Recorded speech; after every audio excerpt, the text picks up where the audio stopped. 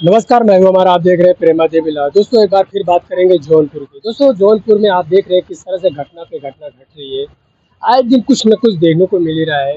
कोई किसी का मर्डर कर दे रहा है, कोई ज़मीन की विवाद को लेकर, कोई प्यार के चक्कर में। और ये सब छोड़ो दोस्तों, साथ ही साथ एक्सीडेंट भी हो जा रहा है। अभी आपने देखा जो है कैसे एक एक्सीडेंट भी बहुत भयानक एक्सीडेंट हो गया था। इसमें कई लोगों की जान भी चली गई थी। लेकिन दोस्तों, वो तो एक हादसा था। ऐसे में जो ज़मीन के चंद टुकड़े के लिए अगर किसी का मर्डर कर दे रहा है कोई, तो दोस्तों उसको आप क्या कहेंगे? ऐसे ही एक मर्डर आज से 1 साल पहले हुआ था अनुराग यादव का। आप सबने वो देखा होगा, सुना होगा कि किस तरह से एक 16 साल के बच्चे का जो है निर्मम हत्या कर दी गई। नहीं, धारदार तलवार से एक ही वार में उसका गला काट के हत्या कर दिया गया था। अब वो कितनी दर्दनाक घटना थी दोस्तों। जिसने भी ये घटना देखा, जिसने भी ये इस घटना का वीडियो देखा, सुना, उसके पैरों तले ज़मीन खिसक गई। वो सोचने पर मजबूर हो गया कि कोई इस तरह से भी कर सकता है।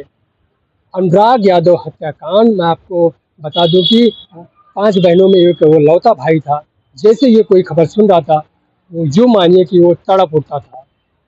वो सोचने पर मजबूर हो जा रहा था कि आखिर किस तरह से लोगों की मानसिकता बढ़ चुकी है, किस तरह से लोग दरिंदगी को पार कर रहे हैं, किस तरह से दरिंद हो चुके हैं लोग कि ज़मीन के चंद टुकड़े के लिए इस तरह से निर्मम हत्या कर देने। उनके अंदर एक थोड़ी सी भी दया नहीं है। लालता प्रसाद यादव जो सबसे मुख्य आरोपी है, यानी अपराधी है, उसी के बेटे ने, उसी के भाई ने मिलकर इस हत्याकांड को अंजाम दिया।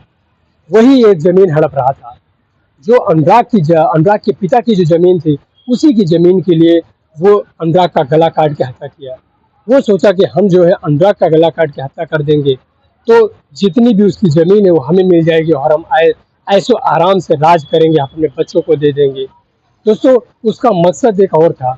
जब ये हत्या उसने किया था, उसके 1 हफ्ते पहले उसका एक बयान आया था कि इसमें और लोगों की हत्या करने का प्लान था। यानी यूँ कह लें कि जो अनुराग थे, अनुराग के पिता का, अनुराग की माता का और उनकी बहनों का भी इसमें उन लोगों का प्लान था कि उनकी भी जो है हत्या करने का प्लान था। ऐसे में जो लालता प्रसाद यादव था, उसका ये प्लान था कि हम सबको मिट्टी में मिला देंगे, यानी सबकी हत्या कर देंगे और उसके बाद में इसका जो ये घर है, पूरा घर मुझे मिल जाएगा। इसका जो खेत है, वो पूरा खेत भी मुझे मिल जाएगा। अब ज़मीन के चंद टुकड़े के लिए वो पूरे परिवार को मिटाने की मंशा रखा हुआ था। लेकिन वो सिर्फ अनुराग का गला काट के हत्या कर पाया और किसी को वो छू तक नहीं पाया, क्योंकि गांव वाले वहां पे आ गए और ऐसे में उसको भागना पड़ा एक ही हत्या करके। वो यहाँ से भागता है, चले जाता है लखनऊ। लखनऊ में जाके वो सरेंडर करता है। और आपको बता दूं कि लालता प्रसाद यादव का एक बेटा जो है वो दरोगा है, जिसका नाम राजेश है। वो पूरी प्रक्रिया को देख रहा था और पूरे घटनाक्रम को किस तरह से क्या करना है, पूरी स्क्रिप्ट तैयार करके सबको डायरेक्शन दे रहा था कि हाँ, अभी क्या करना है, किस तरह से क्या कुछ करना है। लालता प्रसाद यादव सोच रहा था कि हम इस तरह से घटना को अंजाम दे देंगे तो हम पूरा ज़मीन हड़पने के बाद में ऐसो आराम से रहेंगे और हमारा कोई कुछ नहीं बिगड़ पाएगा। लेकिन वो ये भूल गया था कि उत्तर प्रदेश में योगी आदित्यनाथ की सरकार है।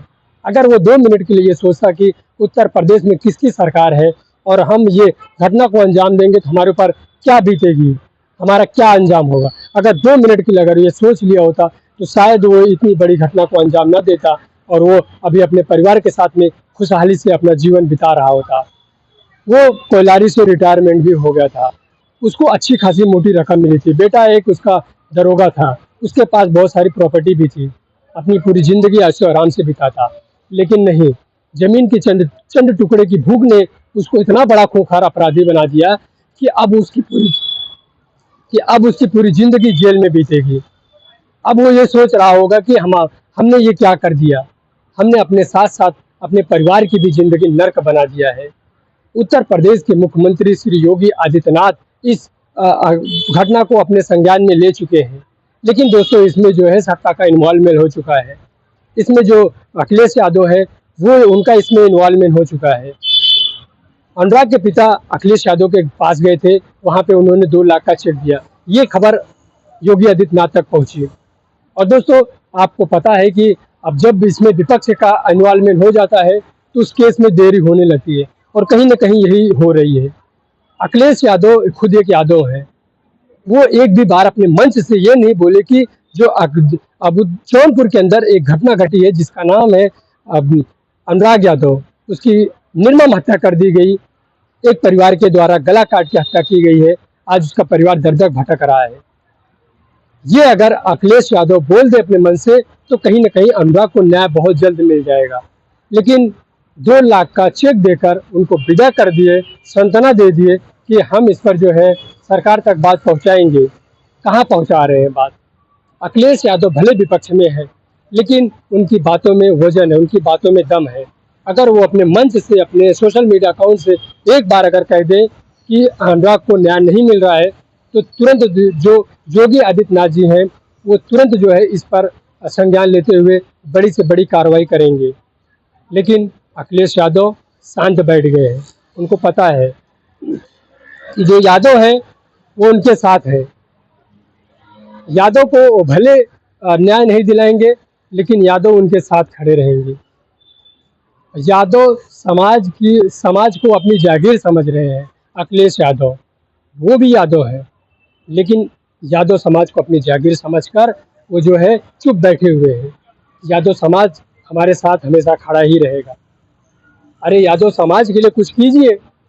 आज एक यादव परिवार दर दर भटक रहा है। 5 बहनों में एक लौता भाई था, उसकी निर्मम हत्या कर दी गई। उसको न्याय नहीं मिल रहा है। कुछ तो कीजिए, न्याय दिलाइए। 2027 में चुनाव है। अब किस मुंह से आएंगे इलेक्शन के टाइम पे? वोट कैसे मांगेंगे आप? आपने 2 लाख का चेक दिया, योगी आदित्यनाथ ने 5 लाख का चेक दिया हुआ है।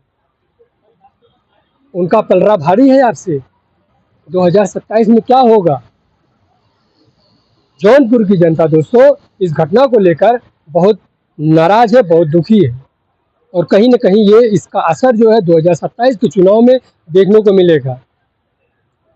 2027 के पहले दोस्तों ये जो अनुराग का केस है, ये फाइल बंद हो जाएगी, और ये फाइल ऐसे नहीं बंद होगी। इस पर बड़ी कार्रवाई होकर इस पर जो है बड़ा निर्णय आने के बाद ये फाइल बंद होगी, बड़ी कार्रवाई होगी। क्योंकि योगी आदित्यनाथ जी भी बैठे हुए हैं। हर कोई अपना पॉलिटिशियन खेलना चाहता है। आज जैसे अखिलेश यादव खेल रहे हैं, वैसे योगी आदित्यनाथ भी खेल रहे हैं। वो देख रहे हैं कि अनुराग के परिवार वाले अखिलेश यादव से मिलने गए। देखते हैं कि वो एक भी बार इस मुद्दे को उठाते हैं क्या? लेकिन नहीं। अनुराग के पिता को आज 8 से 9 महीना हो गया अखिलेश यादव से मिले हुए। एक भी बार उनके सोशल मीडिया हैंडल से या फिर उनके किसी मंच से या फिर उनकी किसी रैली से एक भी बार उनके मुंह से आवाज़ नहीं निकली कि अनुराग को न्याय नहीं मिल रहा है। और यही सब चीज़ें जो योगी आदित्यनाथ है वो देखना चाह रहे हैं कि अखिलेश यादव क्या इस पर कुछ बयान देते हैं, लेकिन नहीं। अब जब चुनाव नज़दीक आ जाएगा, उसके बाद में योगी आदित्यनाथ को वोट तो चाहिए। अगर ऐसे अपराधियों को सजा मिलेगी, तभी जनता खुश होगी और तभी उनको वोट मिलेगा। जैसे ही चुनाव नज़दीक आएगा दोस्तों, वैसे ही इस पर बड़ा फैसला भी आ जाएगा। और जो लालता प्रसाद यादव है, बाहर अभी घूम रहा है, जो उसके बेटे और जो उसका नाबालिग बेटे, जो उसका भाई जो जेल से बाहर अभी आ चुके हैं, इन सबको जो है फिर से जेल में डाला जाएगा और इनके ऊपर बड़ी से बड़ी कार्रवाई की जाएगी। जो अवैध मकान बनाया हुआ है सरकार की ज़मीन पर, जिस मकान के लिए अनुराग का गला काट के हत्या किया, उस मकान पर बुलडोजर चलेगा। साथ ही साथ वो न हो जो लालता प्रसाद का जो पुराना घर है जिसमें वो रह रहा था, उस घर पर भी जो है बुलडोजर चलेगा। ऐसी बड़ी कार्रवाई होगी, तभी जौनपुर की जनता, कबीरुद्दीनपुर की गांव जनता और गौरा बादशाहपुर की जनता जो है योगी आदित्यनाथ को चाहेगी और उनको जो है फिर से एक बार जिताने का काम करेगी। नहीं तो कहीं ना कहीं जो है जो उनका वोट बैंक है दोस्तों, वो इस पर सरकता हुआ नजर आएगा। दोस्तों अनुराग केस की जो फाइल है अभी 12 सितंबर को लगी हुई थी। 12 सितंबर को दोस्तों जो तहसीलदार थे वो कोर्ट में पहुंचे ही नहीं। उनका कुछ ना कुछ बहाना लग गया, आए ही नहीं, और उनको जो फाइल थी अनुराग केस की उस पर तारीख दे दी गई। अगली तारीख दोस्तों 29 सितंबर की मिली हुई है, अब आप सोच सकते हैं 12 से लेकर 29 सितंबर की तारीख मिली हुई है और अभी तक जो तारीख मिल रही थी वो 8 दिन, 10 दिन, 5 दिन की तारीख मिल रही थी।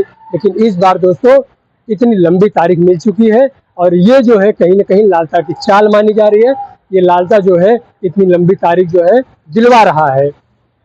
जो प्रशासन है, जो तहसीलदार हैं, अब इन सब चीज़ों को लेकर जनता कह रही है कि लालता के कहने पर प्रशासन चल रहा है, जो तहसीलदार है वो चल रहे हैं, जैसा जैसा वो बोल रहा है वैसा वैसा वो कर रहे हैं और उसी के बोलने पर ये इतनी लंबी तारीख दी गई है। लालता प्रसाद यादव अभी तक जेल में था, तब वो चाल पे चाल चल रहा था। किस तरह से आपने देखा वीरेंद्र प्रधान के ऊपर कार्रवाई, उनको जेल में डाला गया था, उनके ऊपर झूठा इल्ज़ाम लगाकर उनके भाई का एक्सीडेंट हुआ था, फिर से उनको जेल में डाला गया था वीरेंद्र प्रधान को। उसके बाद में जो उसकी पत्नी थी वो किस तरह से चाल पे चाल चल रही थी, तारीख पे तारीख ले रही थी।